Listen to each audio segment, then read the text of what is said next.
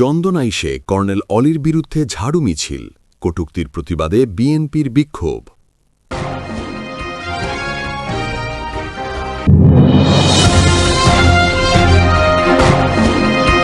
প্রধানমন্ত্রী তারেক রহমানকে নিয়ে আপত্তিকর মন্তব্যের অভিযোগে এলডিপি সভাপতি কর্নেল অলি আহমেদের বিরুদ্ধে চট্টগ্রামের চন্দনাইশে ঝাড়ু মিছিল করেছে বিএনপি ও এর অঙ্গ সহযোগী সংগঠনের নেতাকর্মীরা। শনিবার বিকেলে অনুষ্ঠিত এ কর্মসূচিতে ঝাড়ু হাতে বিক্ষোভ মিছিল করেন অংশগ্রহণকারীরা।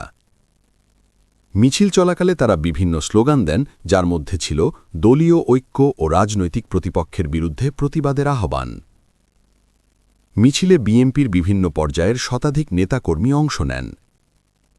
পরে অনুষ্ঠিত সংক্ষিপ্ত সমাবেশে সভাপতিত্ব করেন কেন্দ্রীয় ছাত্রদলের সাবেক সহসভাপতি আবুল হাশেম রাজু।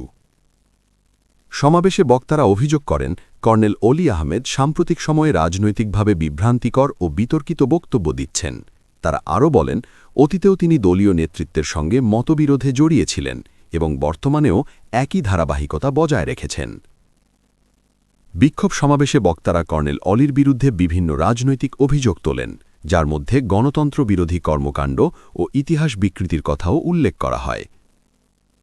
সভায় বক্তব্য দেন বিএনপির স্থানীয় ও অঙ্গ সংগঠনের নেতারা, যার মধ্যে ছিলেন সিরাজুল ইসলাম, আব্দুল মাবুদ, জাহাঙ্গীর আলম, সাইফুল করিম, আব্দুর রব, নওশের মিয়া, ইফতেখার আলম সুমন, এ.কে.এম. মোজাম্মেল হক, যুবদল নেতা মাসুদুল আলম মাসুদ ও শহীদুল ইসলাম সহ আরও অনেকে।